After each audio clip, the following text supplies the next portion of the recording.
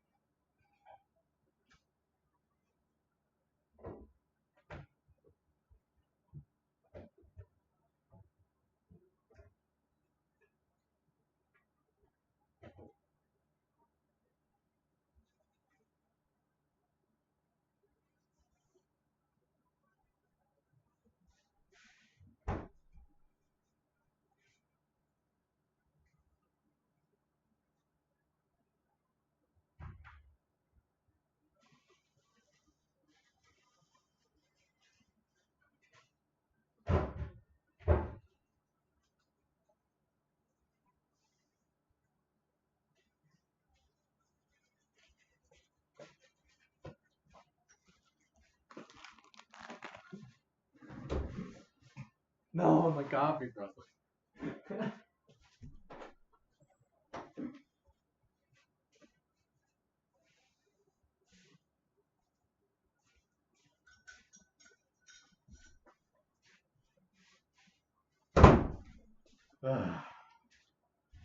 Like, let's get this. Let's get this going.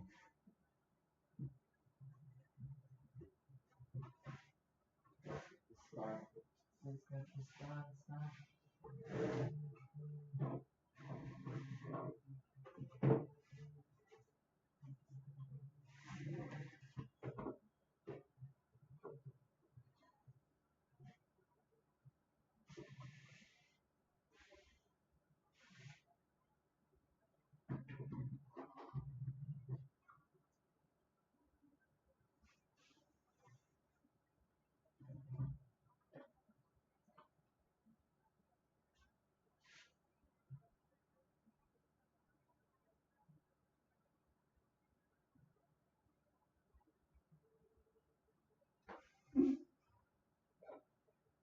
Let's go. Alright, so we're gonna transition to the next scene, and then we're gonna start watching the video that I want to show you guys.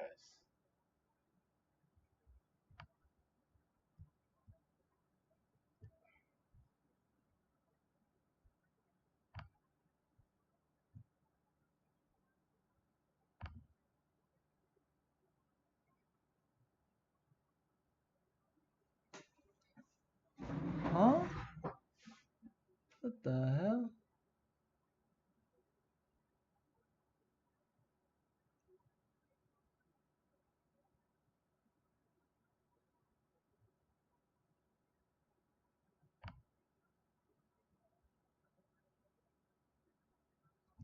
What the hell?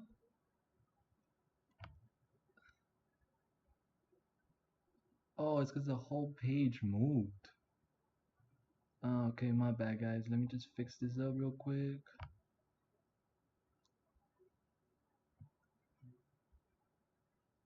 Yeah, chill out, bro. What the f...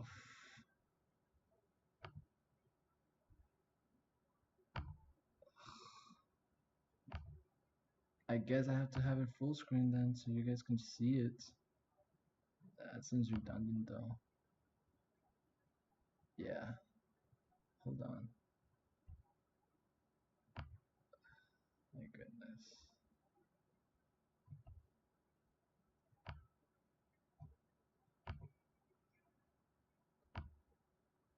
Sorry guys, I have to fix this because this is what you guys are watching.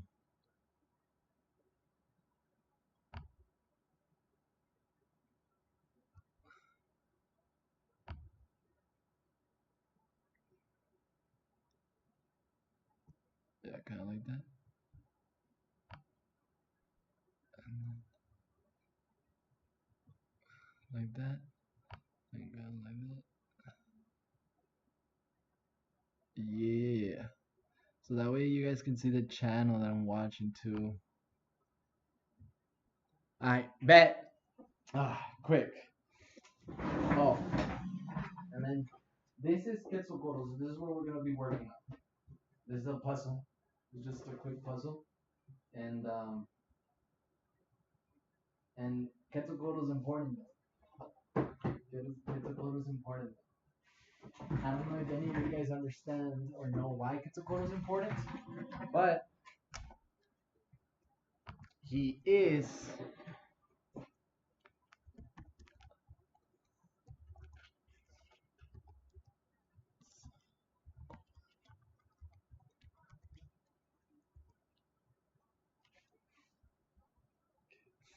See, I know how to spell my own fucking name, bro.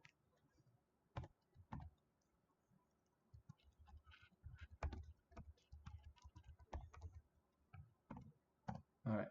So why is Quetzalcoatl important in myth? Um, quick recap. Quetzalcoatl means the feathered serpent.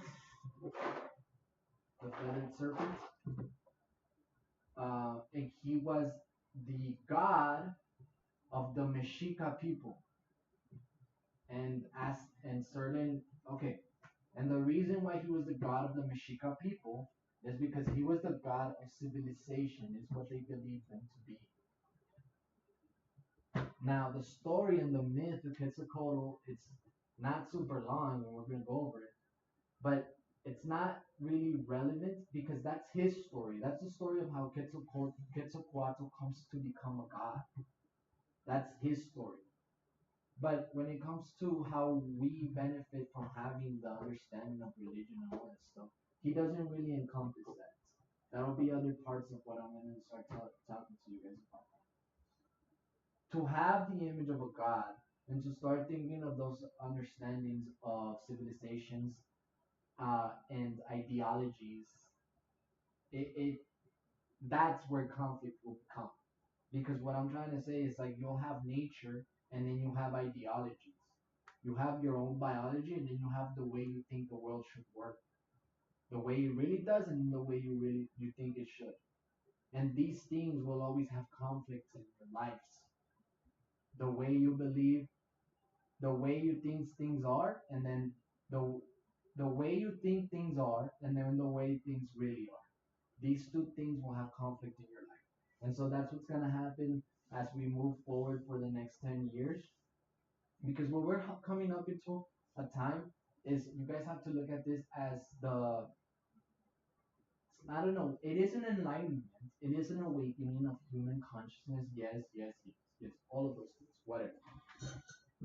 But that's not the big point here. It's like okay, just because everybody has conscience now, then if anything, you have more conflict, right? Which is what has been happening little by little.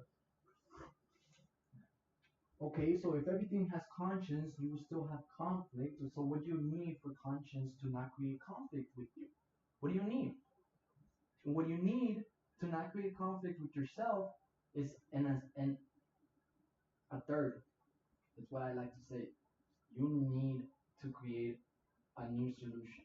Like you will never come to an under to a resolution with a binary interaction.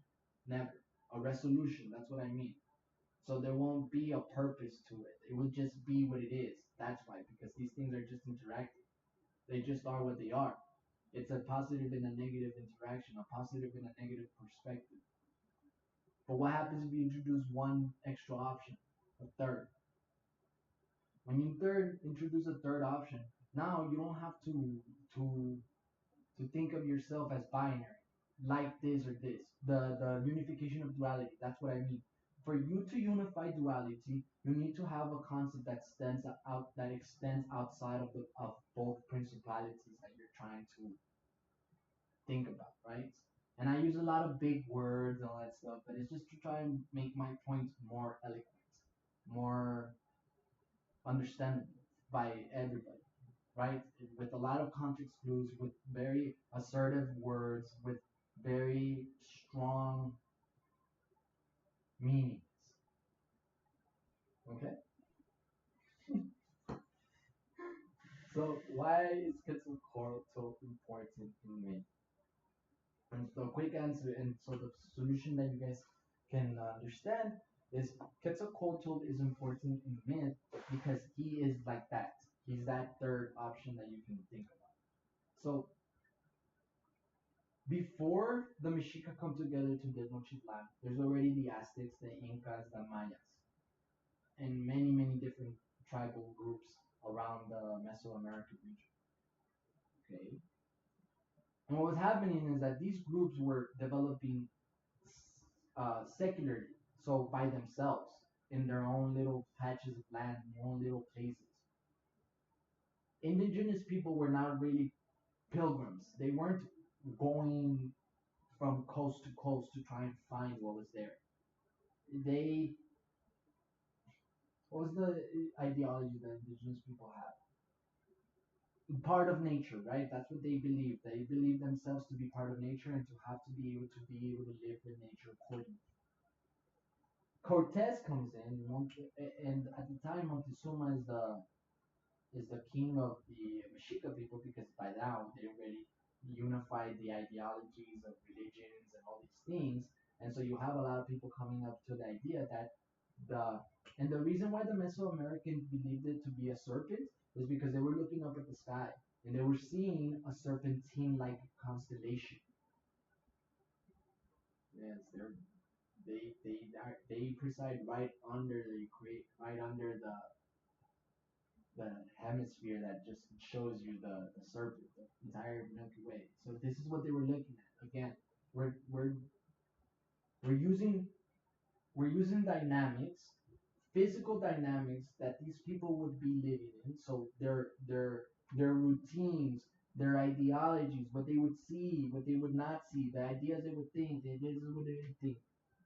Because I tell you this, so that way you guys understand what cognitive dissonance is. If you guys were born in the medieval ages, in the dark ages, 1600s, I think that's what the time periods that they were, 1600s, 1500s, 1700s. The Middle Ages are basically telling, oh no, the 600s, right? I think so. Yeah, 600 AC, right? 600s, 800s. Yeah, right. Middle Ages. We're in the 2000s. Middle Ages, 800, 900. I'm not sure because they say it lasted like 600 years or something like that. I'm not sure. I'm not sure. That's what my history runs me dry. But it doesn't run me dry in understanding what exactly was going on during those times. The medieval ages is after it's during the Crusades. Yes, it's during the Crusades that this is happening. So Europe is in the medieval ages because they had just been taken over by the savages, by the Vandals, by Muslims. At a lot of different points, Europe actually gets conquered by Muslims. Muslims conquer almost the entirety of Spain at some point. How do you think we have pastor in Mexico? How do you think that culture ended up making its way back here? Middle Eastern people were not out in the seas trying to come to America. They were in the seas trying to go to India and try to trade with Indonesia and trying to trade with Japan and China. We're not trying to trade with us. Americans had no resources yet. They had nothing built. Civilization wasn't there yet. There's a story about Muslims planting olive trees in Spain. To this day, they're still there. 1,000-year-old olive trees. To this day, they're still there. My name is Olivares.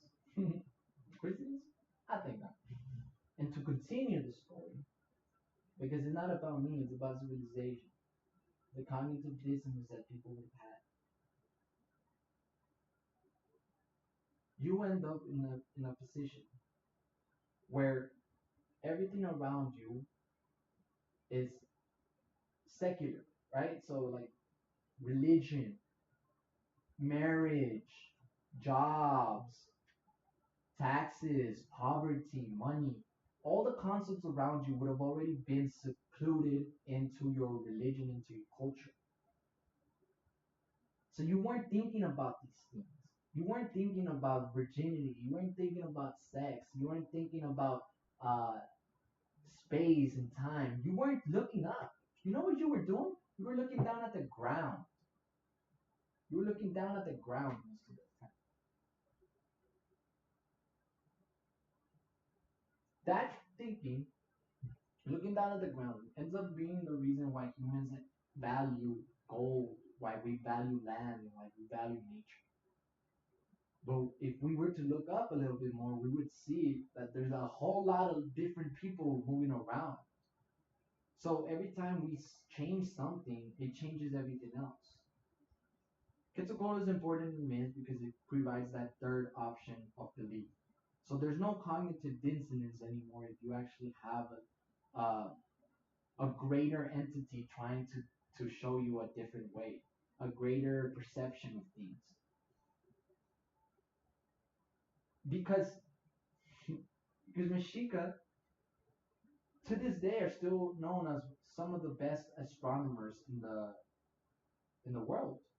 The culture that the Native American people in Mexico created in order to have them create a knowledge system of the universe was not better than us, but it was one of the best in the world. It's so much that they began to start using it as different. They began to start using that knowledge instead of their own. Like it shifted their cultural perceptions. That's how that's how big the conquest was. Another thing is that it wasn't just Tenochtitlan that gets taken over when Cortés comes in. Montezuma probably dies in battle. He was sick at the time, though. Obviously, this is all genetic and chemical warfare because it was all just disease. It was the disease that these people were bringing in from across the waters. Across the waters, a whole different way and dynamic of living that, of course, was going to change these people. By the way, though, another way that you guys need to understand of like conscious of not consciousness. Another way you guys need to understand of the interchange of cultures was Europeans didn't used to wash and clean themselves that often. Like it was just understood that that was the fact. Why? Scarcity of water. Scarcity of water. That's why. But you know who fixes that? You know who we base the modern plumbing systems out of from? Mexica, Mexicans. Because when Cortes arrives at Tenochtitlan, he sees that there is water canals and a lot of water treatment systems within the city itself. Waste, waste treatment facilities. Because there's stories of Mexica people, indigenous people, showering under waterfalls, under natural waterfalls, or in Mexica made waterfalls, right? And within those waters lived axolotls, or I think people used to call them alados. Yeah, I think the X is silent. Alados. Yeah. And alados are very sensitive creatures. They will die if you don't have the proper pH of your water. Alongside, alongside, like they were floating in the river and with salamanders and stuff. And then the Mexico people under the waterfalls shot. This is his accounts. Cortes, the European man. Right. All right. Let's let's tell you what the other things about civilization though. like why we know base ourselves entirely off of those systems, because there were other animals that we were actually watching interact with life. And so this is just a concept that the Mexica ended up creating out of all the different cultures that combined. But if we look at the dynamics of culture as we are growing and becoming more consciously aware humans, you see that it was different animals that teach us these dynamics. It's not just one animal, it's multiple different ones. And I want to discuss the one I feel is the most comparative to the way we manage our dynamics in nature, our relationships. Dogs. I think it's dogs. I think it was wolves that showed us how to live within nature, be better hunters, be able to grow agriculture, because wolves will poop in certain places to grow certain food for themselves. They know that these are seeds that they're growing up. They fertilize that patch of land with their urines, and then they graze differently depending on the times and seasons and depending on the populations of the nature around them. So they will literally stop killing elk if there is not enough elk. And then they'll switch to rabbits or they'll switch to birds, right? Like rodents, smaller mammals, and birds. But then as soon as the elk population comes back up, right, at the end of winter, then they go back and start hunting them again. So they are their dynamics and their relationships with nature itself is a like a weight, like a like a nurturing type of environment. And it's because wolves are they're one of the apex uh, predators of their environments, but they also shift their environments. I forget what the word is called when the animal is someone that takes part in changing the environment. And we would call it terraforming, but that's the planets, right? Forming planets. We wolves don't do that. But you see where my next point was gonna be? We're not animals. We're not dogs. We're humans. And the dynamics that happens is when we learn to do all of these things, we become better at it than wolves. We become so good at hunting animals, at growing food, at just living within nature. And this is before the enlightenment of religion. The, the same things happen all over the world. Why do you think Mexica were able to create pyramids and also Egyptians? Why do you think, and also, where is the other one? I forget. Machu Picchu? Machu Picchu? Where's that? Where's Machu Picchu? It's not Mexico, right?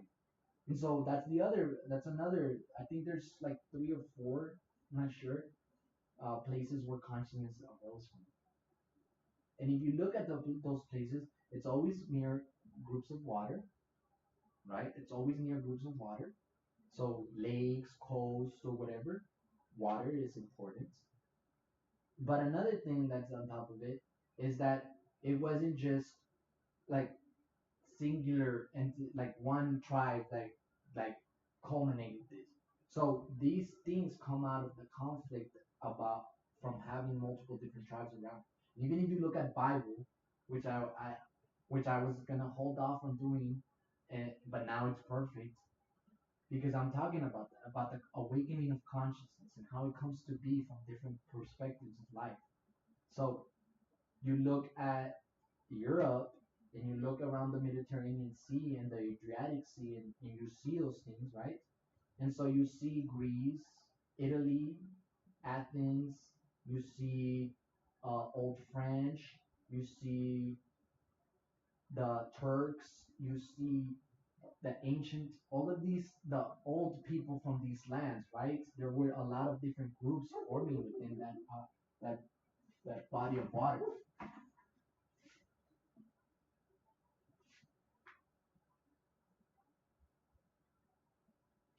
Artemis, stop! Why are you barking at people in their cars, bro?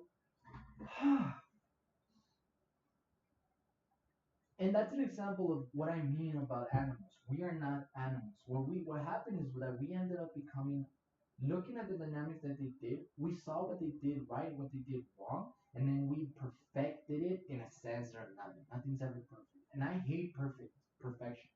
For me, perfection is mediocrity. Because whatever is perfect today, tomorrow is just it's it's obsolete. I don't need it tomorrow. It was perfect now as it is. And so it solved all my problems. You see what I mean?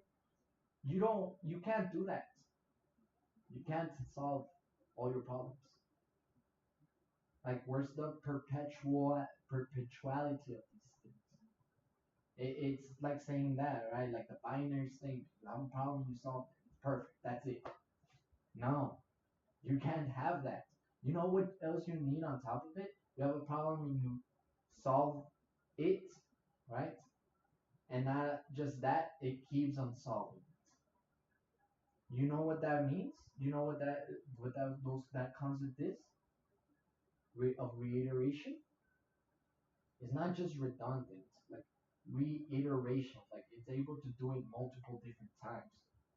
It's called reciprocity, and it's part of the of the scientific model to prove your experiments, right? So reciprocity is what ends up giving validation to your research.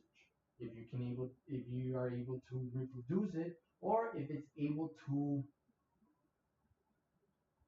like solve the problem itself, right? And so in many different instances that engineering and modern technology likes, this was that. Like, can it solve the problem? Yes, good enough. So a car can take me from place A to place B, but cars used to last 10 years back in the day. They would waste more gas, by the way, as well.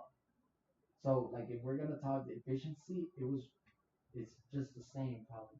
Because today cars don't last this long.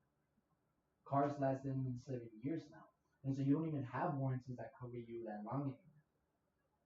You'll have warranties that cover you for like 6 years, 5 years. Where are the 10-year warranties? The 100,000 mile warranties. Because cars don't even get to that. It's very, very sad. It's very, very sad. So let's bring it back. What my point was gonna be is that humans created consciousness, and that consciousness was able to resolve the conflicts. What happened in the Crusades is that there was not you didn't have the ability to reconciliate the cognitive dissonance that was happening. So Jesus gets crucified, right? A little bit. So at that point, it overtakes Judaism in points of relevance because at that point, what Judaism was trying to tell people is like they needed to be able to be pragmatic about their life decisions. And so like unless you were perfect, you weren't getting into heaven. That's what they wanted to let you know. Because they're basing everything mostly on the Old Testament, right? Literally seeing the New Testament before their eyes happen. Okay, what Jesus decides to believe in is that if he sacrifices, self-sacrifice for the other side, he will reach a resolution. He will reach a resolution if he self-sacrifices for the other side, for the enemy. If he shows the enemy compassion and selflessness, that's what he believes to be the way we can overtake this conflicts within ourselves, right? The belief that the other person is wrong because we're afraid to fail. We're afraid for our ideologies to be wrong. I'm not saying that, hey, I might be wrong right here, right now. I'm telling you, I might be wrong about everything and anything I'm saying. But the thing is that like the reasons I'm not is because I'm not telling you what I actually believe, even though that is what I actually believe. I'm telling you what the people I saw and the dynamics I saw actually come to fruition say. The people I saw say. Yeah, exactly. It's so.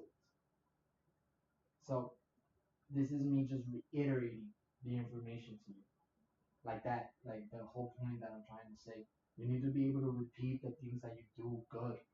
You need to to be able to do them constantly. And if you can't do them constantly, it doesn't mean that you're a bad person. But if you don't do harm, if you can keep yourself out of doing harm to others, you will be fine. But that's the point. That's what I'm trying to say, right? Consciousness arose because people were constantly fighting and in conflict. And this is why consciousness arises. And the reason why we have the predominant culture of religion and consciousness to be Christianity today is because that was basically saying it's like, look, there's a way to solve this conflict, and the way to do it is by self-sacrifice and self-sacrifice and compassion towards the other side, forgiveness, love, all of those things. And again, what I was trying to discuss with you guys is the way we operate with the way we see things like that is through the animal interactions that we did with our pets, the domestication of animals. And I think that's what happened in Europe as well. And so it didn't become a way of like living with yourself, it became a way to domesticate yourself. And what comes after rituals, baptisms, marriages, sacraments, uh, all of these things are what happens next within the church. And I don't think that that's what Jesus wanted. I don't think that that's what he cared to have. But I do believe that the way he went about it to create that new religion was completely wrong. I believe it's completely wrong because the dynamics that I've seen today take place is that if you give people something, they don't have gratification for that anymore today. And so what does that mean? It's like I don't think it's necessarily that doesn't work. I think that worked for them because they had equal value systems. Because at that point you're unified under the religion of under the government of Rome. And this is after Julius Caesar gets killed that Jesus is born, right? So there's conflict within the society already. There's a huge amount of conflict within the society of Rome already. And you have this man proclaiming to be the Son of God, the Son of the Creator of reality, and trying to bring people to his side during the Republic Empire of Rome. So of course he's gonna get killed. Of course he's gonna get killed. Why? Because this man is trying to perpetuate the idea of compassion, the idea of self-sacrifice, the idea of domesticating yourself, controlling yourself, being able to come together and creating something bigger. But here's where I was about to tell you guys why it failed, why it failed, right? Why Christianity today is not able to solve all the answers that you have, and it's because what Jesus was basing those sacraments and all the way of religion and love and everything was on the modern way of living for humans at that time. And the modern way for humans at that time that they believed, the thing that they believed at the time was, excuse me, excuse me, people would die on the floor out of hunger. Like, you really think that they were actually trying to create a better society for themselves? No, they're trying to create a better society for them. Like, these were selfish, narcissistic people, emperors, generals, soldiers. Most of the people that had any type of office were senators, uh, representatives of people, slave owners specifically, and the owners of the gladiator mansions. Slave owners still. This was the market of Rome. Like, what did Rome really even do in the first place? What was the values that these people had underlying their existences? Conquest, blood, a lot of blood.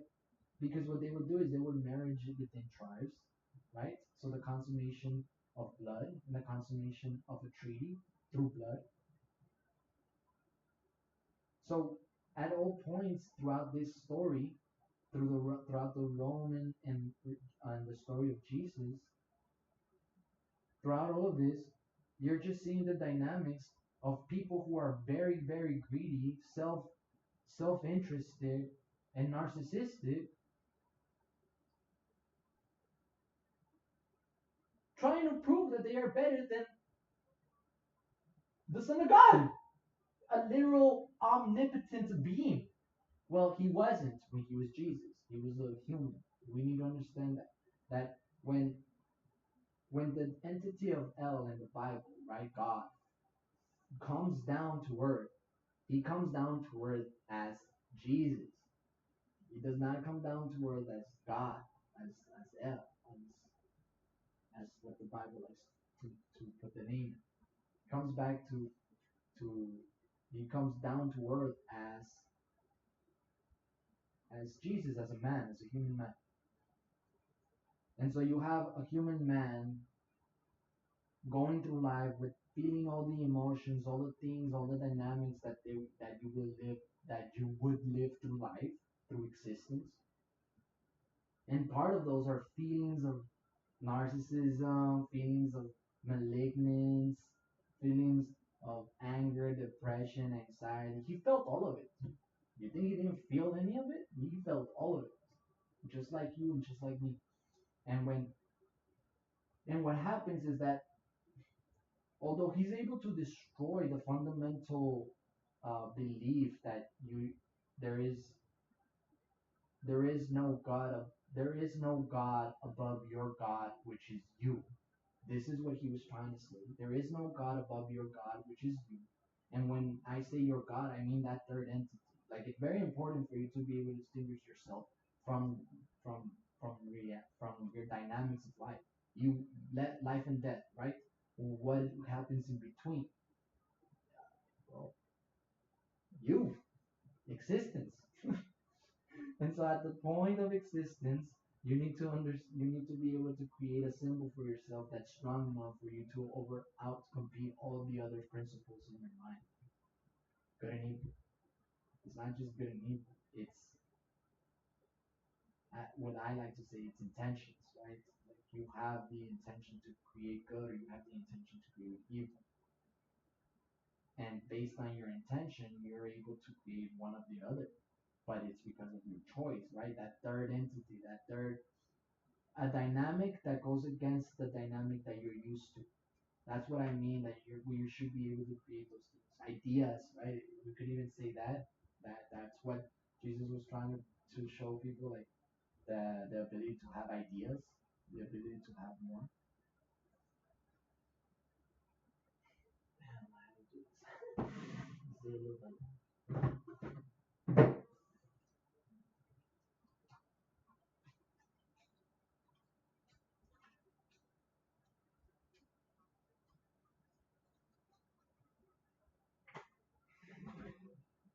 Side pieces.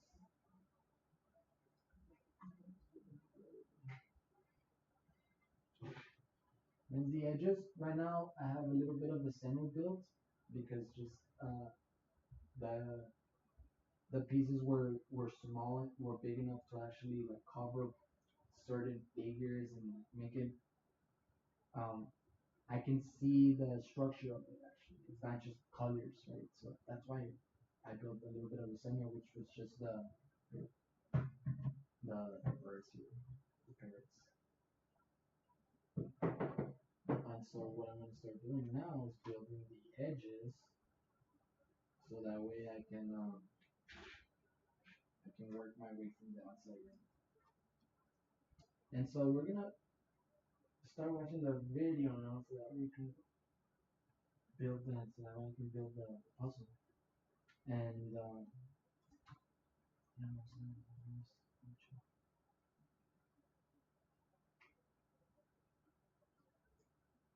I'm not saying that Christianity is bad. I'm saying it's just another one of the religions. That's what I'm saying. Just another one of the religions. And religions, again, what were they meant for? They're meant to try and resolve conflicts. Resolve conflicts between different cultures and different ways of living. So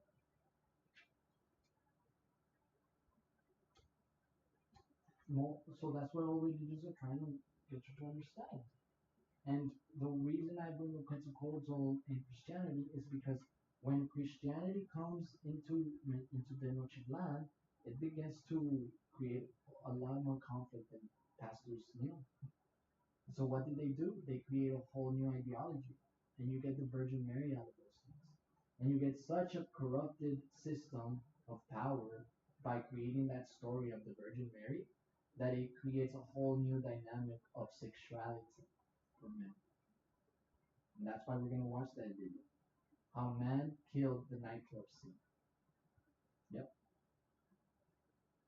Because these values and these principles were created by what they believe, their dynamics of living. Every day they wake up and they pray. Every day they wake up and they say something about Jesus. And so, what will that create?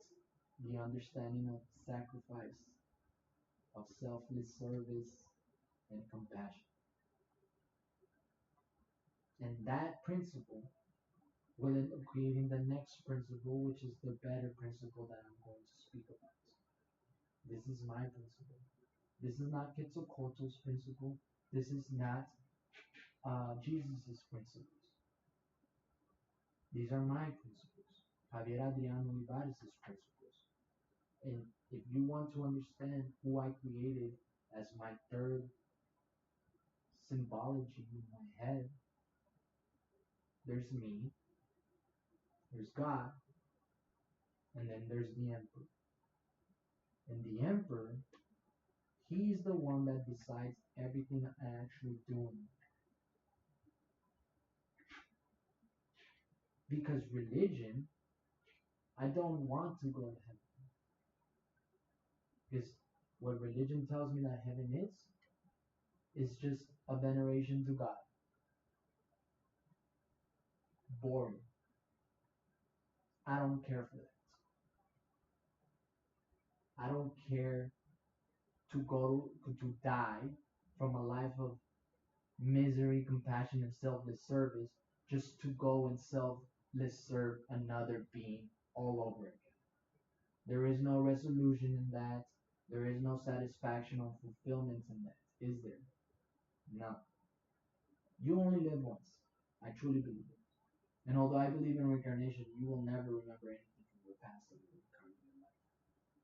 You might remember things from your ancestors and your genetic bloodline, physical reality. But when it comes to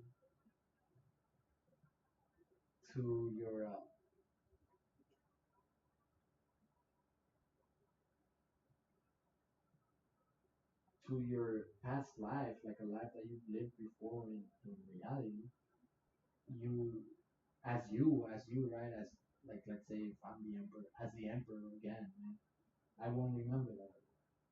I won't.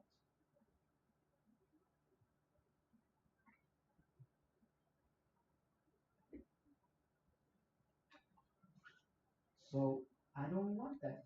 I don't want to go to heaven. I could care less. I could care less about that. And it's like, what do you want in this life? If you so adamantly compete against it. And I'll say,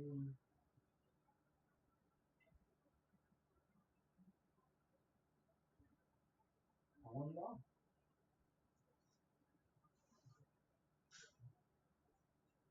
I want it all.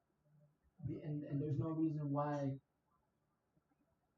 the most powerful entity, the most powerful dynamic in your mind should not want more power. Why should I not give more power to the emperor? Corruption? I made him myself. Those two entities, God and Javier Adriano Olivares, created this entity of the emperor together. And why is it better? It's better because your God died under that system that I will end up ruling. A better system created now. Rome sucked. Again, based everything out of materialism and out of power. It's because their value system of power was completely wrong. They valued the things and culture of other people, but not theirs. They never created their own. Well, it's because they were a whole new dynamic, a whole new principle. But again, not a lot of things came from within just Romans themselves. Like it took a lot of different cultures coming to create that. And so, okay, but what I'm saying is Rome still ends up creating something that does defeat the ideologies of God. It kills it. It kills it. And those are um, the selfless nature and stuff. But it's not that. It's ambitions. That's what kills it. Ambitions. People's ambitions. Is what kills it. It's other people's ambitions, other people's goals, other people's dreams. Other people's dreams. Like, how am I gonna sit here and tell you that my dream is not gonna end up killing some of your guys' dreams? That's a lie. It absolutely will. Because if I win, then that means there has to be losers, doesn't it? Of course. That's the dynamics of winning and losing. It's a game. It's a match. It's interaction. But losing doesn't necessarily mean dying. And losing doesn't necessarily mean misery. And losing doesn't necessarily mean suffering. Losing should mean it's like, damn, not my kill. Sorry, not my elk. I'll go for another one. Because there's an abundance of resources for all of us. I mean, that's still true. How much of the population, how much of the percentage of the world is actually populated to this day? And if you look, it's because the centers of civilization are all around water. Yet water is the most important thing that we all need for life. Yet that's the one thing that's becoming more scarce. Dark ages. Isn't it weird? Cognitive dissonance all over again. Isn't it weird? I care for you guys, bro. I really want this life to end up being amazing, glorious for you. And when you die, you look back at it and you laugh and you cry and you feel every emotion all over again. Because that's how diverse your life is. That's how expanded your life was. You saw so many different things.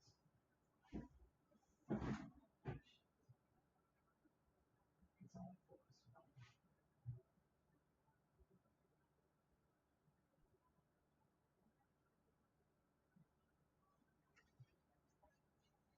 Alright, so mm, Pontius Pilate watches this ends. He basically tells God like this. I like God shows up and there's many stories that say that he died. I think he did. I think Jesus, the God creator, begged Pontius Pilate to talk to the Jews and not kill them. I do think that happened. And I think that happened because of bro, can you like fucking work?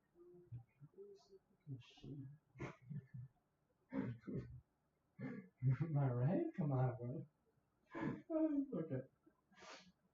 And so, many stories tell that he begged. I don't think that he necessarily like begged like people are saying, but I do believe that he's definitely like distraught by the idea that he was not gonna be saved from death by his people. It must have been depressing. Like to maybe have that last string of hope that maybe people are better than you think. Like they're better than you as a collective. Um, because all he had to do, all Pontius Pilate had to do at the time was just like tell the people, the Jewish people, like, no, if your religion takes killing somebody for you to practice religion, then you're not practicing religion fairly. Like, that's not a fair plot of your religion. It's not right. It's not correct. It's not better. But he didn't do that. He washed his hands. And Pilate probably wasn't even the emperor of Rome at the time. That's another thing you guys need to understand. He wasn't the most powerful person in that, in that, in that, in that, in that in those areas. He just wasn't. He wasn't the most powerful. He was.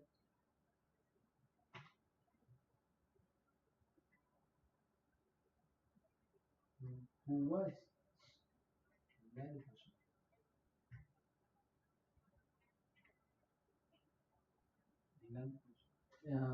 I don't know. I mean, you can look it up, but the point is that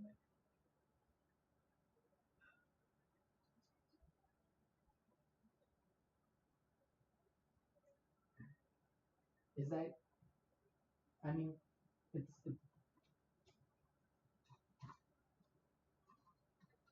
didn't matter. It didn't matter. It didn't matter that he did that stuff. That Jesus did that stuff because eventually, although Rome would fall, there would be another creation of different civilizations that would all partake in this type of religion.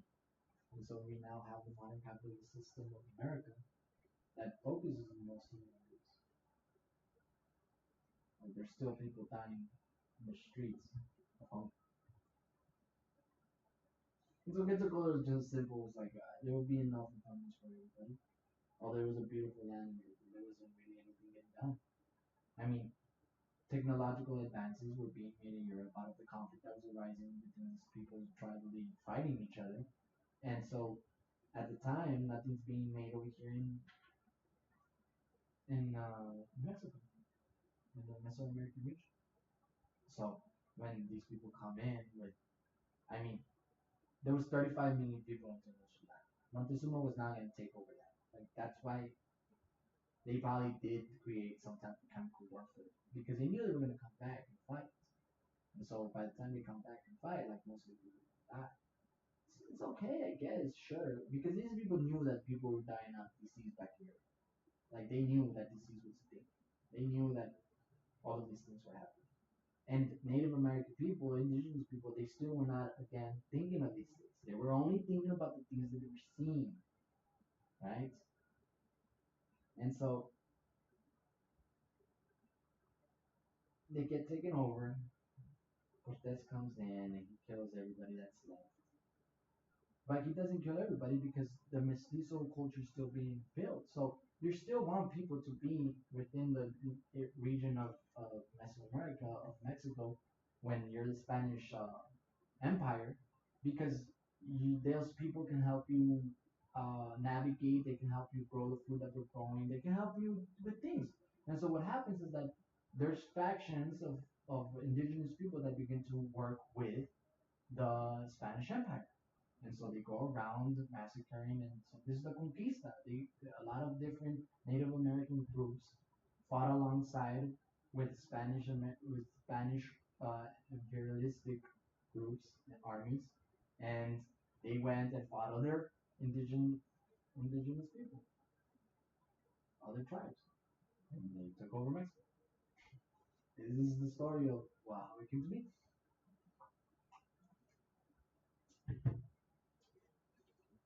So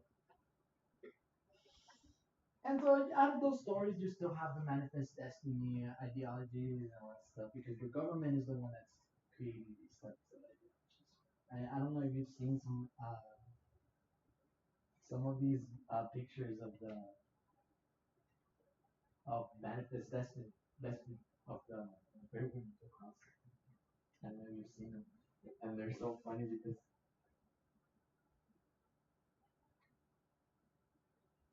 they uh they show like angels and God and animals and all. It's like if everything was coming together to try and make America like the best place it could possibly be. Uh, I mean, right now it's just a little bit kind of ruined, you know. That ideology messed with civilization, it messed with the people, it messed with their sexuality, it messed with all of that stuff.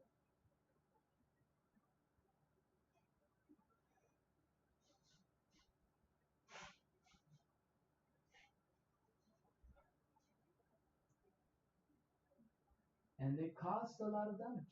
It caused a lot of damage. So you have, and then we're gonna get into Vietnam. Mm. That's it, right? I guess I did talk a little bit of smack about culture, but I also talked about civilization, consciousness, dynamics of thinking. This is a good conversation because of the modern world I was gonna say is that you're gonna have a lot of different perspectives coming together and conflicting. And if you guys are not able to come up with like a tertiary compromise, there's gonna be a lot of conflict, and it's gonna just keep perpetrating for you guys. So I don't want that. I want conflict to be resolved, and I want us to go into the night with peace, not having to be looking over our shoulders that something might happen bad to us. There's no need for it. Life is life is beautiful. Life is really an interesting experience, and so after this, what just is gonna begin to happen is like the progress, the true fruition of true development, and it's due to the overcoming of conflict. This is all it is, right, guys? We just need to get over this hurdle together, adapt, be like if there's still gonna be conflict, people are still gonna die. These things still naturally happen. Again, nature. But just because they happen naturally doesn't mean that we cannot create a better system within nature as well. A system where we all benefit in some way or another. And I mean, even if you talk to people, sometimes if you look at the story of the Bible, uh, children and people are getting euthanized just for the controlled population. I'm not saying that's going to start happening, but there's certain conditions that people end up getting diagnosed with medicinally that they genuinely want to just die already. Maybe some of them don't have families, they don't have relatives with them. So life is already pretty lonely for these people.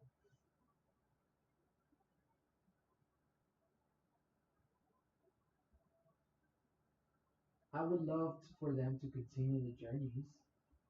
Right? I would love for people to continue their journey and to find out whether they're successful or not in their dreams and in their lives. But again, usually what happens when people just live long is that they just adapt and they don't adapt, but they mold themselves to their environment, and so they just get taken by the currents without actually being able to create any type of decisions for themselves. Don't get taken by the currents. Don't move with them, but get to shore.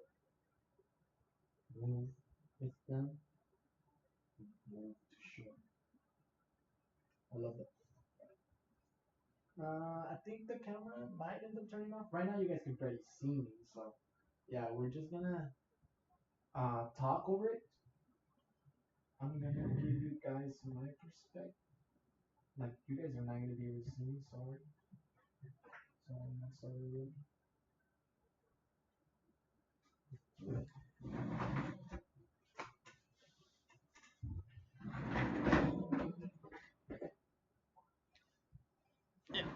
Okay. Yeah, so I'm just in that little right corner, guys. I'm gonna be watching the video. Do her hair. I have more, but you get the point. Man, this must be like a masculinity problem. Because it's clearly these male presenting feminists, these studs, that are the issue, right? It must be like a testosterone thing. I had him tell me that her husband was actually her brother. And when I asked her why was there a picture on her Facebook of her literally kissing her brother in the mouth, she told me I was way too nosy for her and she blocked me. Oh. It's kind of awkward. I had him tell me that I got way too much attention and that bothered her. And this is why she dates studs. I once had him tell me that I would be so much prettier if I wore baggier clothes and didn't wear makeup and eyelashes. Turns out she really just wanted to date a stud and she could have just did that. I had a femme once tell me that she would never marry a femme because she didn't want anybody upstaging her wedding dress. And you know what? I got it a little bit, but damn. I once had a femme tell me that my makeup was ugly as fuck, and then 15 minutes later asked me to do her makeup. I once had a femme lie to me for an entire 6 months telling me that she had a dog. Like, literally every night she'd be like, okay, like, well, I'm about to get, like, my dog together. I'll call you back. Or she'd be like, oh, I can't go out with you tonight. Like, I have my dog and he has separation anxiety. She had a son the entire time. A whole grown ass son. Well, not grown. He was 5, but literally a son, y'all. Oh, and these are just, like, the nice things they've done. There's so much more. I didn't know shit was so crazy out here in the streets, man. God damn. Notice that she mentioned the dog for the kid. She's her child. There are 2 females going to university for every 1 male in the UK at the moment, and I don't think this is being spoken about enough because this will have a huge impact on our society. It's likely that we'll see what were once male-dominated fields actually have a lot more females in, simply because the volume of female applicants is going to skyrocket. It's very important to remember the mindset of a feminist, right? Feminists only see up. So when they think of male-dominated fields, they're only thinking about CEOs, the top ranked people. So they can confidently say something so stupid like, oh, if more women go to university, that means more women are going to be in male-dominated fields because men have all the best positions, right? Because they're only seen upwards. These are the most male-dominated occupations. Let's just look at the top 10. So we have vehicle technicians, carpenters, electricians, people that work with metal, plumbers, mobile machine drivers, forklift truck drivers, large goods vehicle drivers, elementary construction occupations. And then we have electrical and electronics technicians. More degrees mean women are going to be in those fields? Really? So women are going to university to become forklift drivers? To work with metal? No, obviously not. And it's because these aren't things that they think about when they think about male-dominated fields, because these are jobs that the feminist would never want to work, right? They would never want 50-50 in these fields. And if we're being honest, a lot of these jobs are jobs that feminists feel are a man's job, and they feel that are beneath them.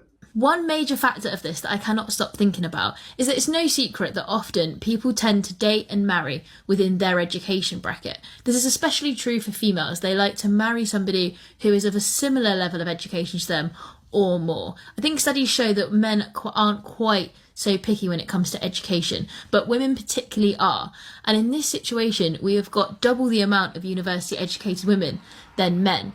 So there's going to be a large pool of very competent, very educated women that probably have quite high up positions and jobs, all competing for a very, very small set of highly university educated men. We are slaves to student debt. Between myself and my children, I owe $211,000 in student loan debt. I borrowed $60,000 and now I'm $268,000 in debt. I borrowed $70,000. Over 10 years, I paid $60,000, and I still owe $75,000 more than I borrowed. The interest is so high and it's compounded daily, it's predatory. If these loans don't go away, they're going to garnish my Social Security. So not only do I not have any retirement savings, I have less than what I was promised for every time I paid my Social Security out of my paycheck for the last 40 years. I'm the very first person in my family that ever went to college. But I am the worst off right now than everybody in my family.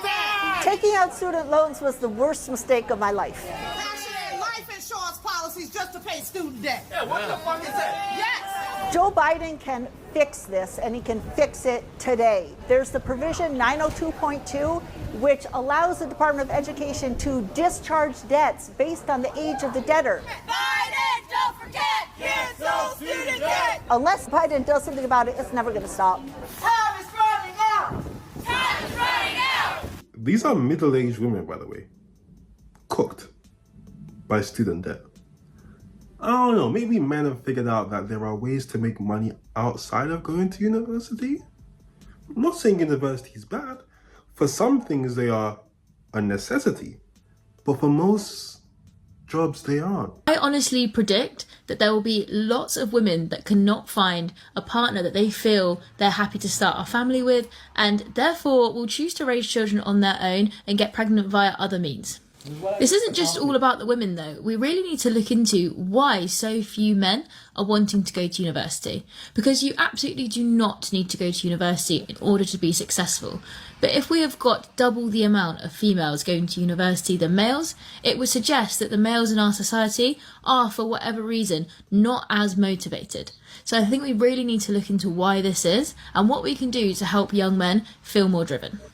This situation is likely to impact society in so many ways. What other ways can you think of? And look, I think women going to university can impact society in many ways. You know, we know women are hypergamous. That isn't going to change. No matter how much women make, no matter how educated they are, they're always going to want. And that's what I mean by conflict. Again, what these you guys might have a quick rebuttal to what he's saying, like, oh no, not all women, not all. Again, yes, it's the point. When we're thinking about conflict, it's your physical, um, biological entity. It's gonna conflict.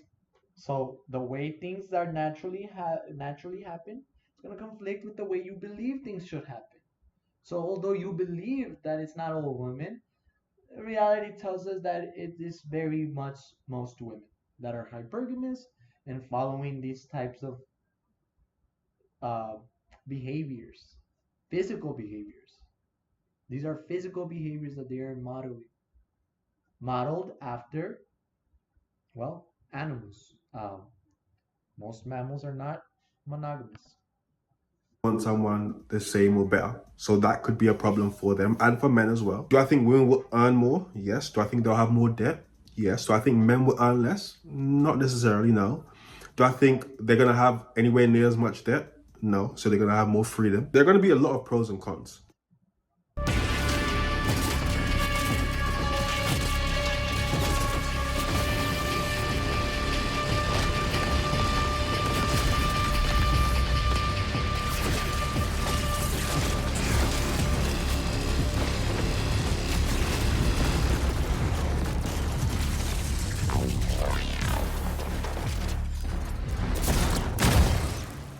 Looks like a Transformers game.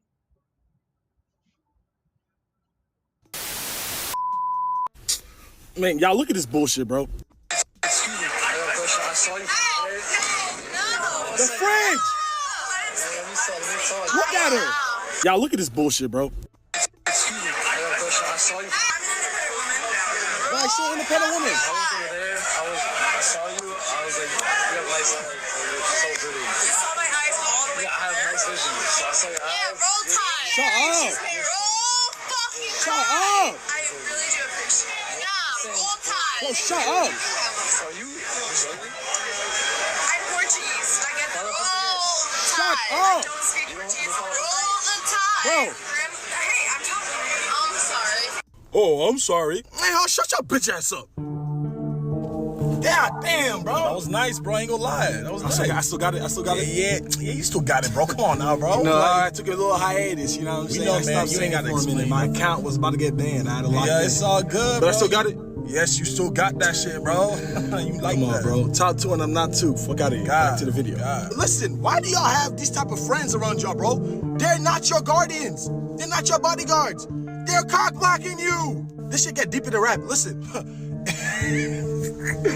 Bro, the phrase fridge protecting the snacks never hit so hard in this video, bro. Her ass off the rip. Oh, no! Like, I feel threatened. Bro, I'll pepper spray the fuck out of you, bro. Fuck out of here. I swear to God, it's a special type of nerve that always gets hit with me whenever I see, like, motherfuckers like that, bro.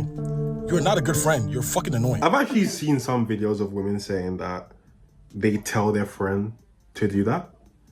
However, what always trips me out is, why is it always the pretty friend telling the not so pretty friend to do it? Like, isn't that like some form of discrimination? I don't know. That's a bit crazy, right? Why isn't it the other way around? Or maybe it is, but we just don't see that friend getting hit on. Do you guys get what I'm saying? If they do have that arrangement, for example, right?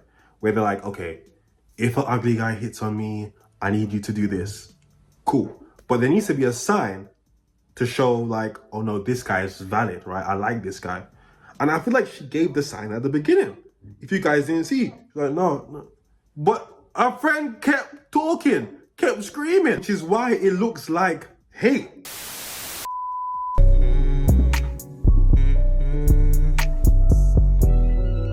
This liquor got me in my zone. Now I'm blowing up your phone. Blowing weed, smoking the.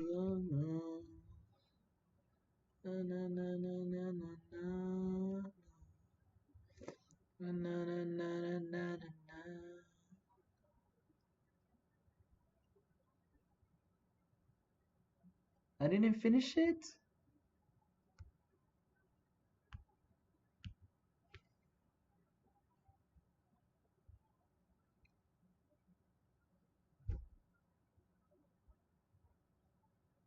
Pero también acompáñenme a descubrir cómo es que el Atl Tlachinoli continuó teniendo vigencia durante toda la Nueva España hasta convertirse en un estorbo para el discurso oficial de el México independiente.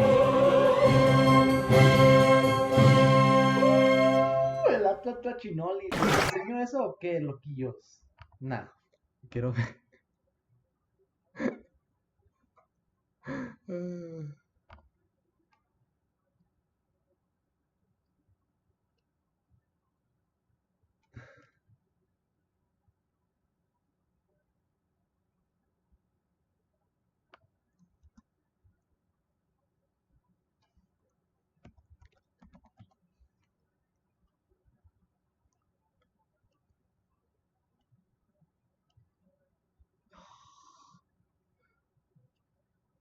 No, please.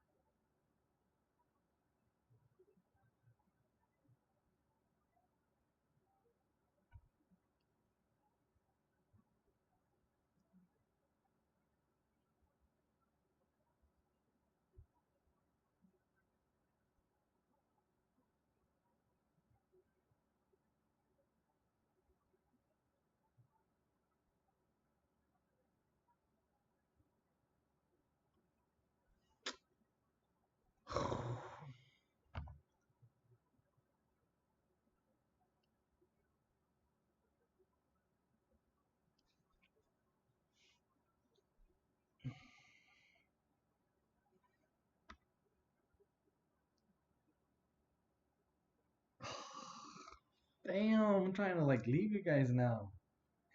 Abby gets only his. Oh my goodness. He gets only his. I look, you want to watch that. Finish it with this. No, we're gonna finish the Joe Rogan show. This is what something nutty like that, and it wasn't trending. Well, what is trending? Right. Show me what is trending. Right. What kind of views do they have? Right. That's got to be crazy because this video's got 60 million views. So what views do they have? Right. Right. It's insane. No, it's insane. Curated. So that's completely curated. So you can't trust that trending now thing because if it's trending now, and it first of all, what could be bad about letting a person talk to another person, whether you're trying to find out who this person is? What could be bad with that if this guy's about to run for president, whether you like it or not? What could possibly be bad about that you would try to stop it from being in your trending? Is it like when you just interview Donald Trump or you have the name Donald Trump, it can never be trending because they don't want to promote Donald Trump. Well, then what are you doing? Right. Like, what are you do you have a mandate? Do you have a very specific set of rules that you apply to certain people? Well, that's why I think when he Am I gets on that in, list? he's talked about kind of a cyber or whatever Bill of Rights, like this idea that you would not be able to be discarded by these companies without some type of recourse. And I think a lot of people hate that. Well, it's just crazy that the right, that what they think of as the far right, which is Trump, is pro freedom of speech. Right. And trying to promote that on the internet. But the reason for that, selfishly, you could say, is because political people from the right were silenced for a long time. Right. Or at least censored on Twitter for a long time. For sure. It's certainly marginalized, and it was dangerous. You know, they could go after you. They would try to get people fired for things. It was, you know, it got pretty sketchy. And then a lot of people got removed from Twitter that were right-wing people. Right. You know, including Trump. I mean, they literally kicked him off of Twitter. Right. That, obviously, for a guy like him who's felt the effect of it, being removed from the conversation. You remember when he was tweeting constantly, and then all of a sudden, silence. Right. Nothing. And then it was and like, then people and Gavin McGinnis said this once. I don't want to take his point, but he said, when you're removed, everyone can say anything they want about you. You do not have the ability to defend yourself. Exactly. And so that's that the goal. narrative is painted. That was the goal, though. That's what they wanted from him. Right. They didn't want him to be able to say, hey, it's rigged, check out this, check out that. They just wanted to, you said that the election was rigged, you're off forever. Right. No more talking. Which Right. is a nutty thing to say. If the guy is not in jail, if he's not doing something that puts him in jail, and I know he was tried for a bunch of stuff, most of it I think was bullshit. It was a lot of bullshit. A lot of bullshit. But the reality is, if that guy is an American citizen and he's not doing anything illegal, and he used to be the fucking president of the United States, removing him from the internet seems insane. It's insane. Insane. Especially when you hear what he really said to those people that were at the Capitol. Do it peacefully. And then when you find out that now they said there's at least 26 FBI agents or informants. Whatever that you're means. working for the FBI. Right. At least 26 that were there. At least. That entered. The whole thing is nuts. It's nuts. Yeah. But also, if you had a real insurrection, wouldn't you want the FBI to be there? I mean, if you had a real group of armed militia that wanted to take over the Capitol, and they had plans, and they had fucking armored cars, and they had heat style. Sure. You would want someone in that group to tell you what the Right. fuck is going on. But that Right. wasn't the case. No. That was not the case. But you also have photos and videos of people opening the doors of the Capitol. Fist bumping people. Come on in. Yeah. Here, I'll show you where the gavel gets handed. That's very strange. Yeah. That's the whole odd. thing's nuts. And That's there's very there's people that have been in jail with no trial for years now. For years. Right.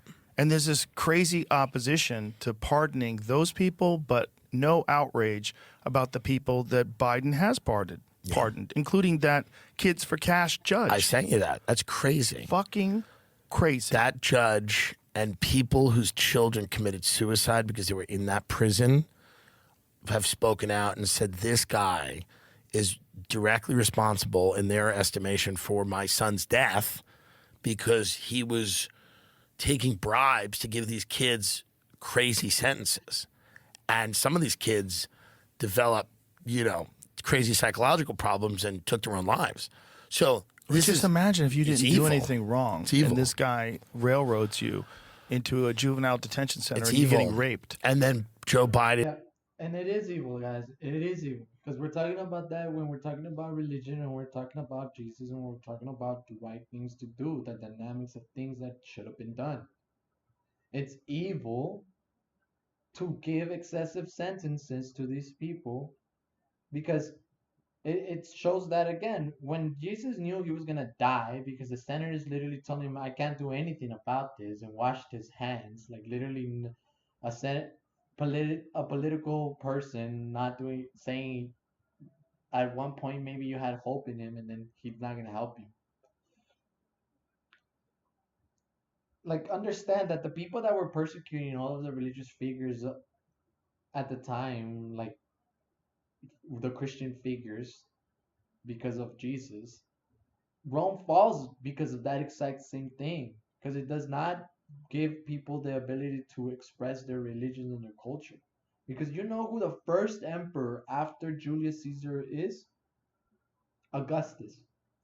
And Augustus is known to be one of the best emperors because he reunites Rome. You know how he does that? He gives them their own space and their own freedom for culture. So the conflict between cultures ceases because of him. But I was trying to come up with the understanding of why is it that things change whenever a person has leverage. It's because the person does not need to do anything he doesn't wish to do for himself. If that was you that had power, you would not let it go. So what he does is he says, you know what, I have power, sure, but like, what's this power for if I'm not able to share it with any of you? And so he comes back to the negotiation. The person that's dominant in the negotiations in business comes back to the table to put an offer for the other person to gain something. But he doesn't have to do any of that. Could settle in and just throw those people out. So whenever you win war, you gain leverage to do what you wish. But the belief that you need to help the other side, the other conflict, and sacrifice yourself for them and do all of these things, that failed. It failed. It failed because if you do that, the other person's just going to take it and run. There's going to be no appreciation from their side. And lets him out of jail. I mean, they killed Judas Pardons after the him, money commutes anyway. his sentence, whatever. So just look at things with balance, folks. Right. For real. Look at things with balance. None of that makes any sense. And if the left is the side that's telling you that this person should be censored, like they're never supposed to be anti-free speech. The ADL was always about it. I mean, there was a famous thing that they let the Nazi or the Ku Klux Klan have this rally because they said you can't silence people. The hardest thing on the left right now is for them to admit that the people that they have put out as spokespeople for them all have to go. And that's why no one's admitting. No one's admitting the real problem because then they would have to admit that they have to relinquish their job. They need a reasonable, like Clinton in the 90s. They need guy. Not only do they need that, they need a media strategy where they don't have the most shrill voices out there. Meaning like they have a lot of people who are very dismissive of other people and they're incredibly annoying. And nobody is receiving that message, and they have to change their strategy. They have children that are out there, like annoying children, just screaming and yelling. These Biden people, these young guys that are like screaming and yelling about Biden, and it's not based on. And I'm not saying the right doesn't have annoying people, but like the left, because they lost. They have to build a party around people you don't hate. Yeah. If you're going to tell me something, I don't want to hate you. I don't want to hate the messenger. Right. The View is not an effective way. There were two guys that were put in prison for this. The one that was released was already living on house confinement and only had 2 years left. The other guy is still in prison and will be there till. This is the January 6th people? No, the Kids for Cash. Oh. Yeah, but who can? Number one. No, yeah. There's more than one guy. He's an evil person. Yeah, clearly. This is a clearly terrible, evil person. So what exactly are you saying, Jamie? There was two other people that were involved? The one that Biden had his sentence wiped out only had less than 2 years left and was already in home confinement. The other guy is still in prison. I see. And was not let out. But early. Still, the guy's at home confinement for 2 years. I think he can do another 2 years in his fucking house. He could do another 2 years in his house or go back to the jail that he put children into. Yes, I mean, it should be like Jamie is working for the I'm feds. just like, I was confused. I was like, that's fucked up. Why would you let the guy out? But I'm it's like, kidding. Two of them, one of them still in jail. You know, there's a lot of other stuff. You know, there's people that were Chinese spies that were on that list. Yeah, how about his son? That makes sense to me. Well, if you have a kid, you get it. He fucked up. You gotta fucking, you're gonna die. You don't want him to go to jail. Well, And he if hates you, everybody. If you had this Biden hates magic everyone pen, now. not only that. Yeah. Yeah, that's a beautiful way that you said it, right? You fucked up. And that's why we understand that people, the American population, the human life, watching all the media things happening to them in front of them, and all the things that are happening behind the scenes in the economy and politics, law enforcement, all that. They knew that he was gonna get pardoned, that Hunter was gonna get pardoned.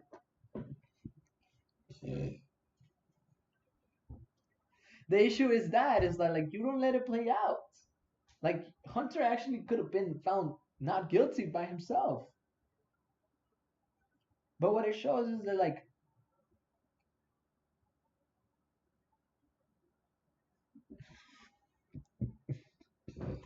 boom.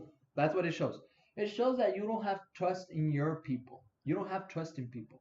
And by not having trust in people, it takes away our trust in you. How do you not trust the people of the judicial system to potentially actually free your son, because that's the system that we should have, a system that actually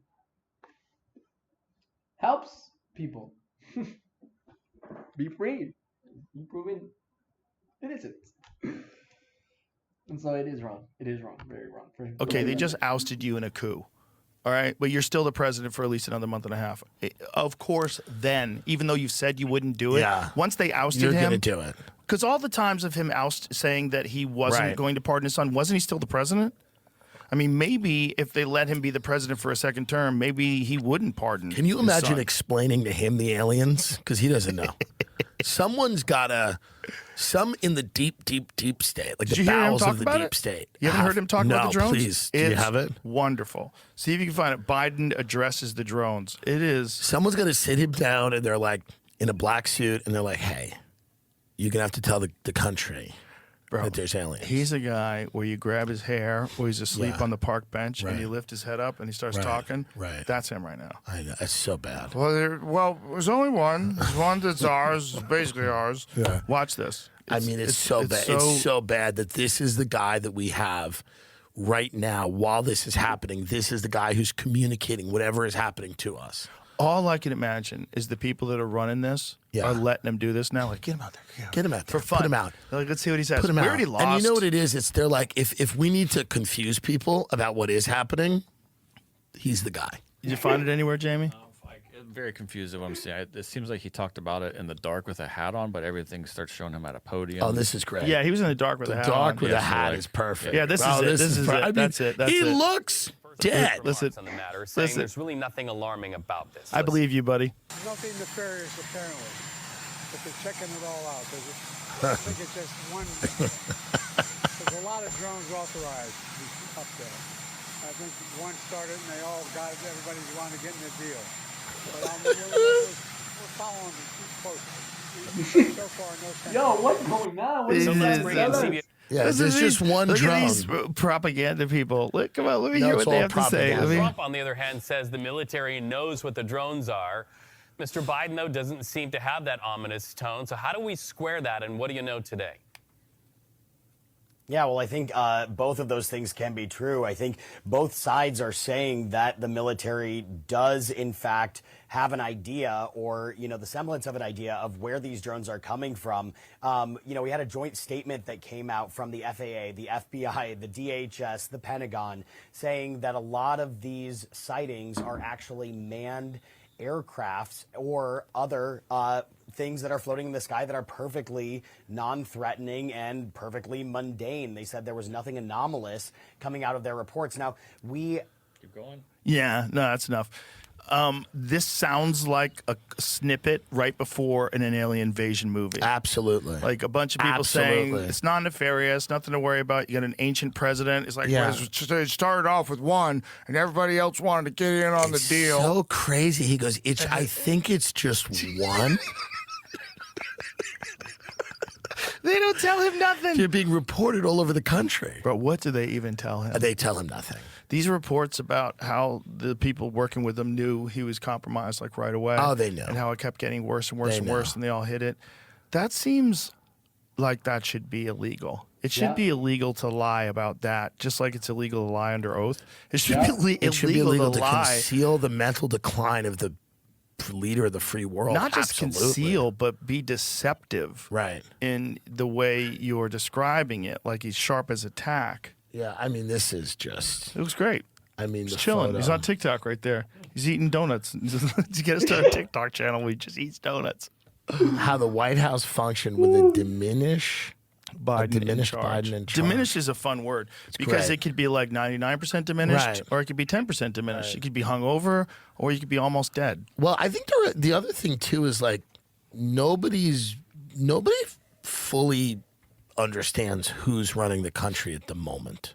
No, I've described it like a Tesla with auto drive. You're like, you have your hands near the steering wheel. It's like, is this thing gonna do this?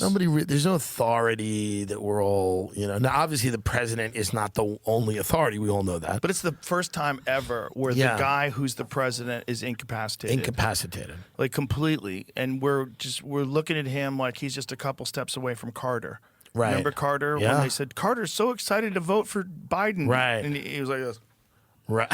It was crazy. No, he was going to vote for Harris. That's right. It was by the time he was laying out there in the sun. He didn't know he was alive. His mouth was wide open. It's so sad. It's so sad to watch that they're saying he's so excited to vote for Kamala Harris. Like, can I hear him say that? Yeah. Can you look at that?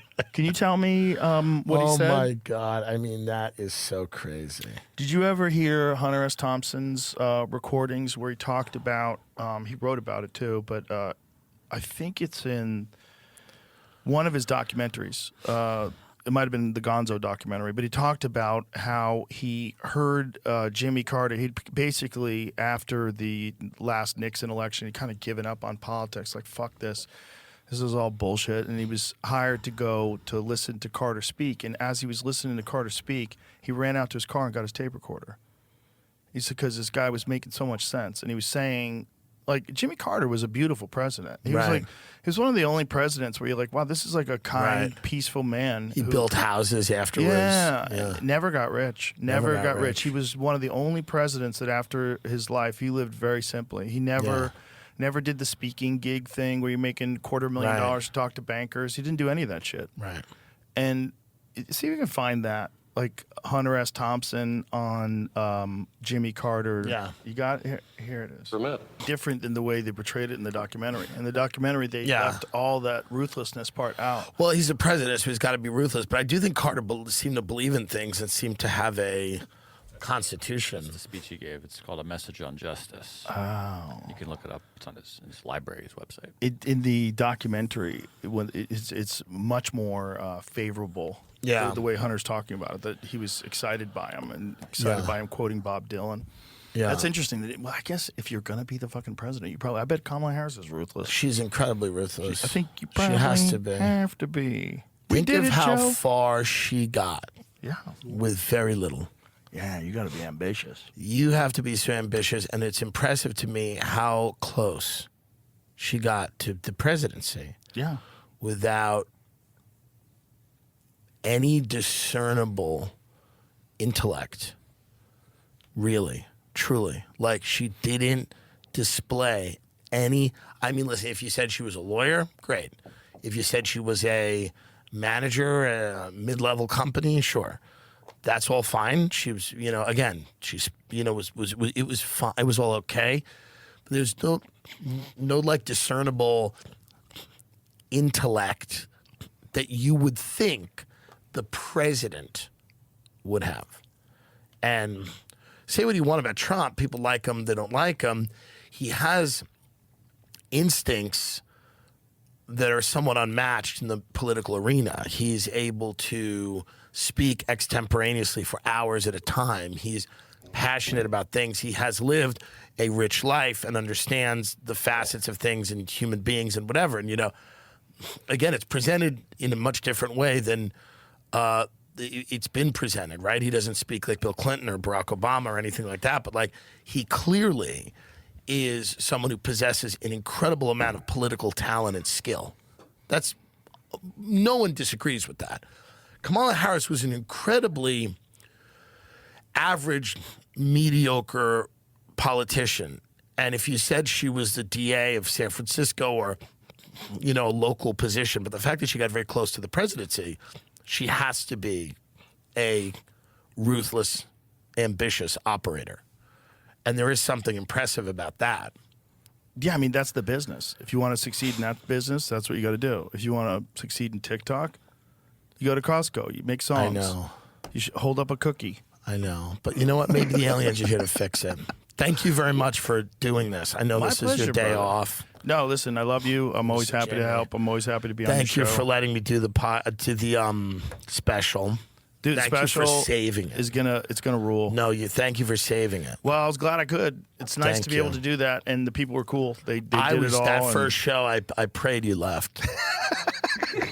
I said, God, I hope he's gone. We fixed it. Where were you watching from? The green room or the balcony? Oh, yeah. Oh.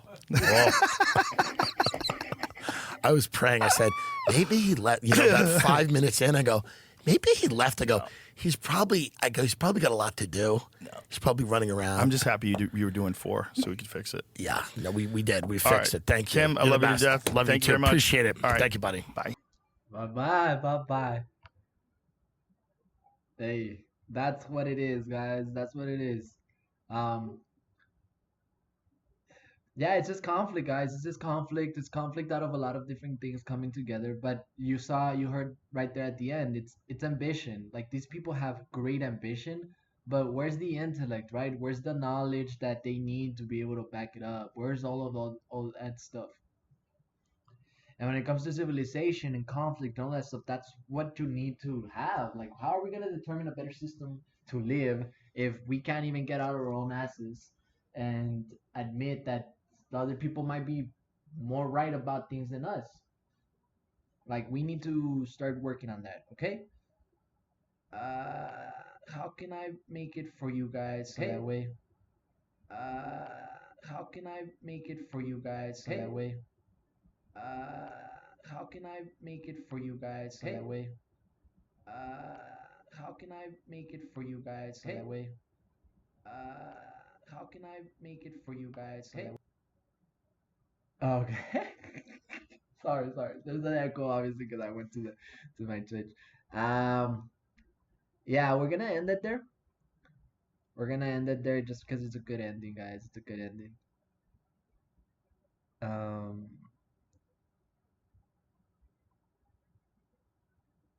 Let's do a little bit of Beethoven to end it.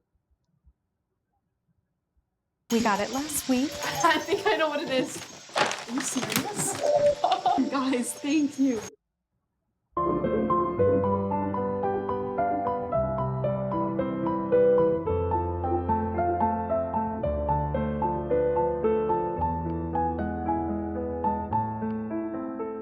All right.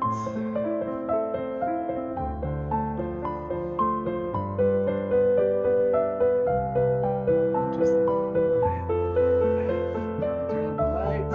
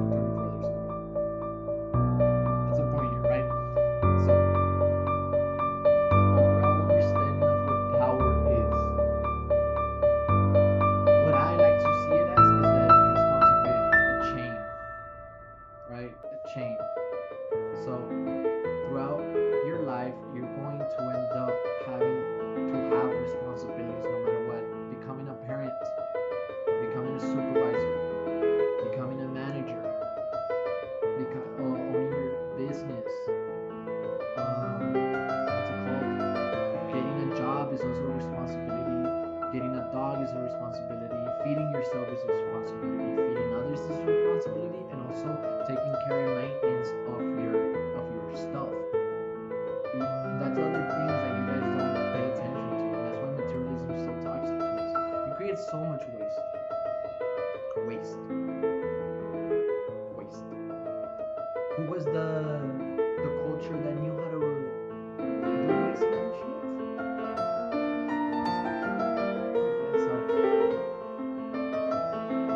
And I have plenty of experience throughout most of my high school years and some middle school years.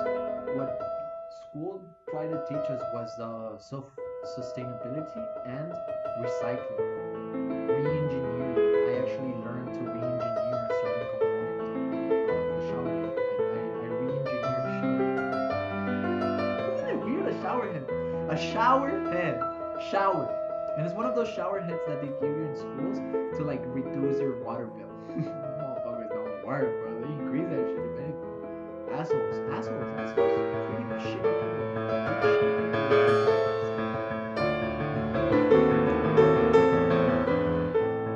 So, ambition does that. It's conflicts because of the inability to unify the understanding that you might fail at this or you might win. You need to be able to accept either outcome. And the way you do that is you define yourself apart from either one.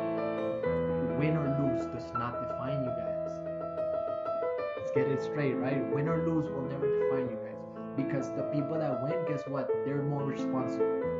So they need to be able to create some type of life for you and for them because they're powerful and superior people. In nature, the people that are the alphas are the ones that get, or the caretakers of the tribes, they're the ones that get the most amount of resources, the most women, the most whatever.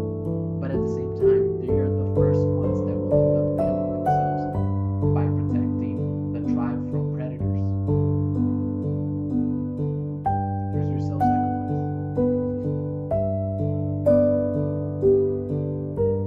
It comes from, and it only needs to arise in threat. It only needs to arise when the possibility of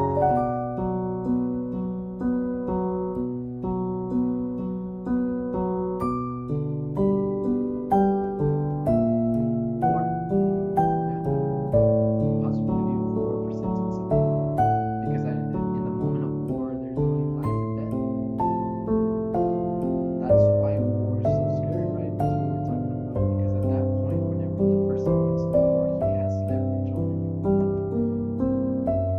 So if let's say a gorilla, right, faces off against another contrary tribe's gorilla and they're both alphas, whoever wins will end up taking in the other tribe. But that other tribe might end up wanting to kill him. So he needs to be able to do something for that tribe as well. And the only way he does that is if he has the support of his own tribe behind him too. Because guess what? In lion dynamics, whenever there's young lions that are fed up with the older lions bullshit, because only older lions are able to mate. And what the young lions will do is they'll kill the older lion together. They'll gang up on him. And then what happens after is they go in and they start raping all the females. The lionesses.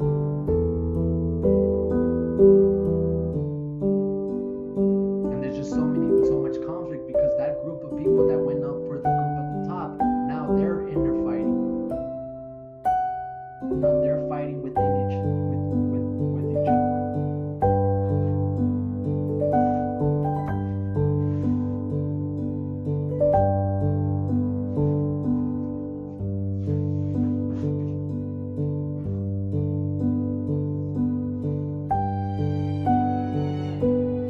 Because eventually you're wanting to have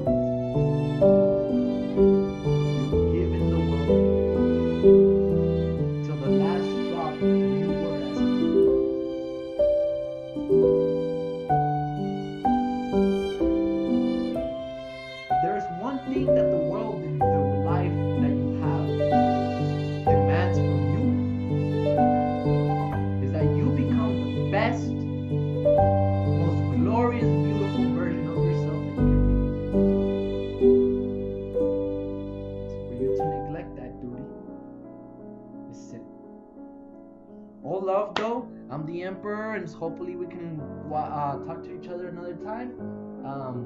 I know maybe I was talking to myself most of this time, but hey, maybe there's some people that could come along later. Thank you very much, guys. Thank you if anybody of you guys listened to me. If there was any type of reception that was positive or negative, I'd like to hear any of that. So just text me at the X account. I'll probably answer there. That will be my most social account. Just tweets, X messages, whatever they're called. And then my Instagram, what I will do is that's my business page. So you'll have the website there, and you'll have a lot of other resources there as well. Most of it is going to be based to create a conglomerate of food. So like I want to make a whole new way of distributing resources, right? Food, calories, energy. So I'll break that down eventually for you guys on one of the episodes, on one of the things that we make, and then we'll I forget.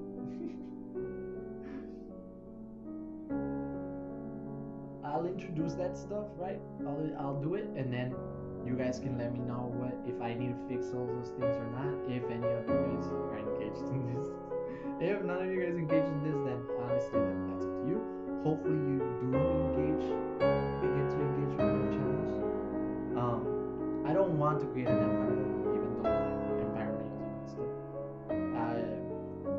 If you guys look up the words etymology, right, which is what I do a lot of. I do a lot of etymology, understand what it is the word actually means and everything. So, emperor, and the way it's spelled, the way I like to spell emperor, that's old French. And that Ubermensch, that little U, it was a conjugation of you and you and me, or, right? The O is a circle, is a complete U. So it was a combination of, I think, E or an O, or I and O. So it created that U. E O L U. So it wasn't a vowel. It wasn't the vowel that it was from the beginning, right? When Latin starts getting created, that word ends up being put as a vowel, and it changes completely the Ubermensch. It's not used anymore in Old French after Latin, after the Roman Empire gets established, and then they have a predominant Latin language. Pretty smart, huh? I am pretty smart. But emperor means chef. The chef of a state. The chef of a state. And that's what I want to be. I want to be the person that feeds you guys. Feeds you guys information. Feeds you guys life, fulfillment, peace. And then eventually helps you guys create your own dream homes. I do want to get to a position of power where I can create my own dream home and be able to extend that offer to many people around my circle. Not just for my people, like what I mean is give them that extension of power because they're close to me, and at the same instance give out discounted prices. Because I'm gonna break it down for you guys right here, and then we'll go into that probably in the next episode, so you guys understand the economy of life, the economy of the transgression of life. So now you guys know about the understanding of consciousness, dynamics of religion, and dynamics of nature, and how they interact and conflict with each other. And so now you can create your own symbology and your own entity that predominantly stands outside of those both powers, right? So the power of religion, which is the power of consciousness, of morality, of ethics, culture. And then you have the other one, which is nature, which is the reality, dynamics of interactions, and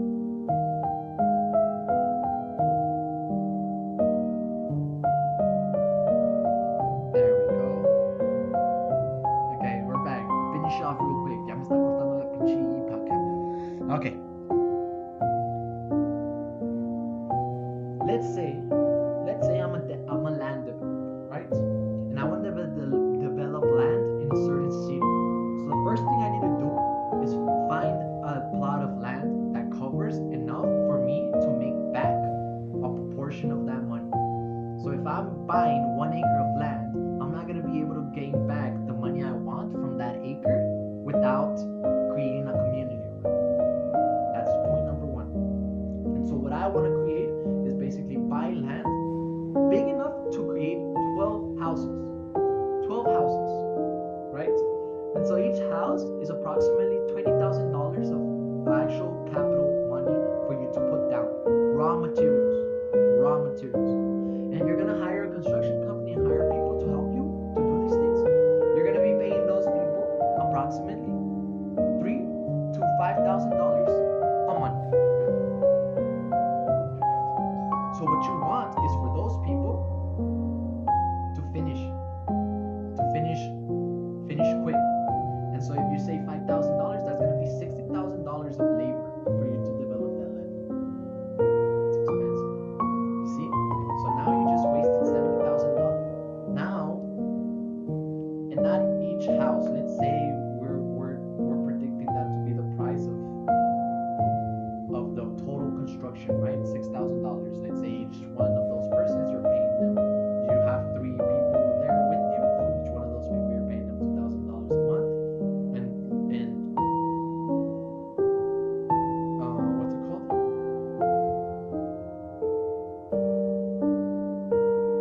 It sounds like a lot of capital, but you were starting off with loans first of all. Like what you did is you went to look for the land, and then you went and then asked for a loan, a land property loan for that land.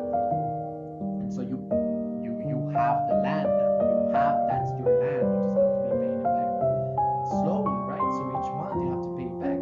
But basically they give you the money to end up getting the land. So you bought the land, and then you have now to build on the land. And what you need to build on the land is you need $60,000 to build on the land. So what you're gonna do is not, you can't go get a loan for construction. You can get permits and you can get things like that, but nobody's gonna give you they might give to certain people, certain developers, but they're not gonna give you a developmental loan on your first property. You need to play the system. And what do people do? And so let's say they create the money. Oh no, what you need to do is you need to get clients. I'm sorry. You need to get clients first. Because although you can get a loan and then make the houses and then have people live in them, it's too expensive. So what you do first is you go to firms of insurance mortgages, right? You go to an insurance mortgager and you tell him, it's like, look, I'm gonna make 12 houses. I want to make 12 houses and I want to sell each of those 12 houses at $50,000. And then he's gonna be like, that's too low. We can't insure that. And I'm like, they're all gonna be in one place and they're gonna be made by me. So basically what I'm telling him is that, like, off of you make $30,000 out of each house, that means you're gonna make $360,000. Or $36,000? No, $306,000. Yeah, because it's just $30,000 each, and then a year, 12 houses. 30,000 times 12 is $360,000 for 12 houses. Profit. Okay, but what did you waste on it? It's like, okay, 2 times 4, that's 2,400.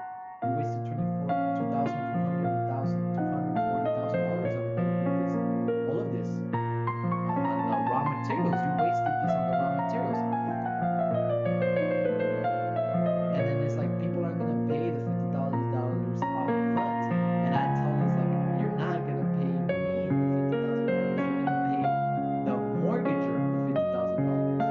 And what I got from the mortgager was the loan to build the houses.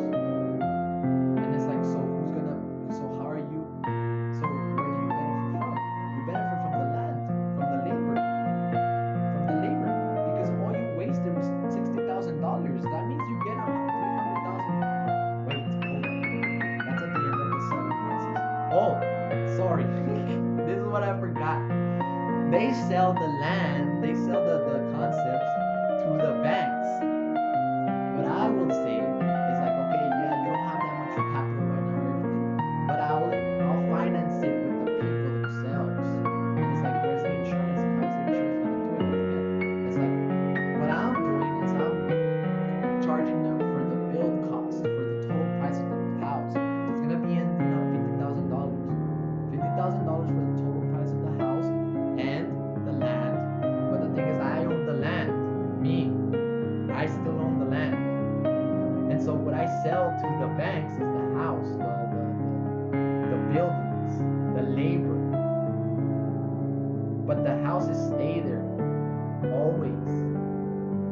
are still my houses. The land is still mine. I still pay the property taxes on those mortgages.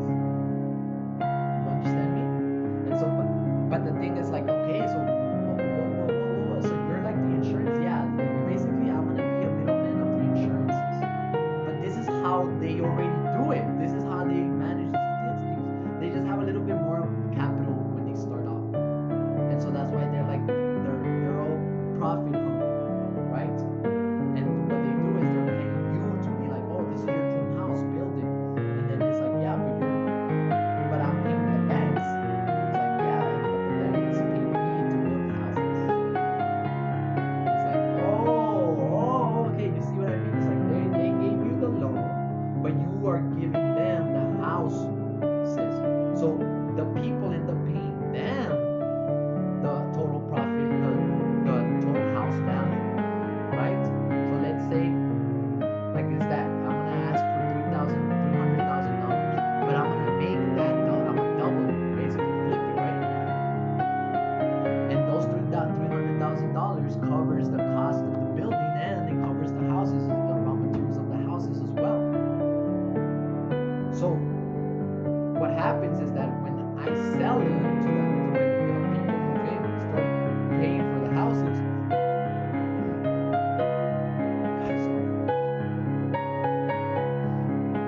they're paying the mortgage or the $50,000 quote that I made for them for the building cost of that thing. But as soon as they finish paying off those $50,000, although they're the owners of the house, I'm still the land owner. I'm still the owner of the land because I bought the land. I went out there and I bought the land and the construction's mine. I still have the primordial, the predominant control over this land. Again, that leverage that I was saying in war, like I will win the war transaction, all these things, but I will give it back to you. This is your shit, and you will own the house, but you will not own the land, and I will not own the land either eventually, because obviously that is going to give you giving back control to the majority, to the mass, or you again, but you will not have decisions over it. That's the point that I'm trying to say. It's like for you to believe that you have decision over control over your whole reality, it's conflict. It's conflict with reality. That's not true. You're not gonna have control. Not all of it. And so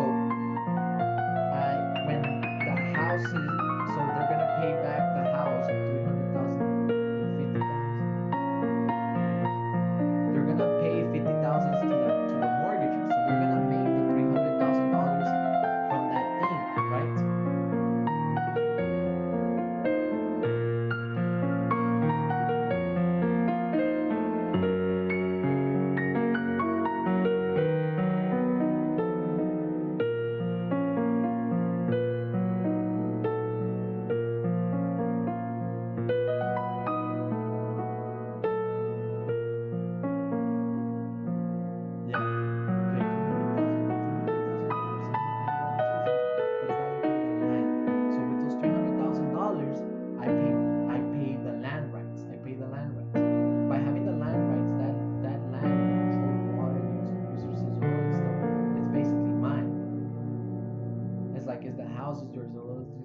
Yours, no, but the community is, and within the, and that's why you guys didn't even finish.